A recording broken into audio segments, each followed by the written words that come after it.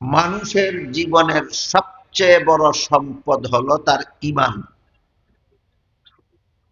ঈমানের চেয়ে বড় কোনো সম্পদ মানুষের জীবনে আর কিছুই হতে পারে না। আপনি যদি সারা দুনিয়াতে যত সম্পদ আছে সমস্ত সম্পদের অধিকারী হয়ে যান, মালিক হয়ে যান,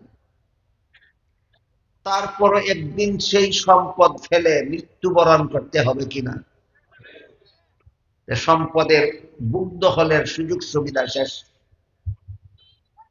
কিন্তু ঈমান এত বড় সম্পদ, এই সম্পদের সুফল চিরকাল জান্নাতে বসে বসে ভোগ করবে। তাহলে সাত আসমান সাত জমিনের মালিক হওয়া বড় সম্পদের অধিকারী হওয়া, না ঈমানের অধিকারী হওয়া বড় সম্পদের অধিকারী হওয়া? ঈমানের অধিকারী হওয়া সবচেয়ে বড় সম্পদের অধিকারী। বিষয়টা একটা হাদিসের আলোকে আমরা বুঝতে পারি সহজে। সেটা হলো হযরত মূসা আলাইহিস সালাম আল্লাহকে বলেছিলেন, হে আল্লাহ, আমি নবী হিসাবে আমাকে স্পেশাল একটা জিকির শিক্ষা দিন।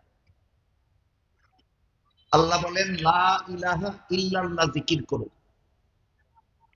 মূসা আলাইহিস সালাম বললেন, এই জিকিরটা সমস্ত মুমিন মুসলমানেরাই করে, আমি নবী হিসাবে আলাদা জিকির কি হলো এটা? আল্লাহ বলেন, ও মূসা, আপনি যদি এই লা ইলাহা ইল্লাল্লাহ এক পাল্লায় তুলেন আর সাত আসমান সাত জমিন যদি আরেক পাল্লায় তুলেন, সাত আসমান সাত জমিনের পাল্লা হালকা হয়, লা ইলাহা ইল্লাল্লাহর পাল্লা ভারী। কিন্তু আমাদের বুঝার ব্যাপার, কেন সাত আসমান সাত জমিনের পাল্লা হালকা হয়ে লা ইলাহা ইল্লাল্লাহর পাল্লা ভারী হবে কেন?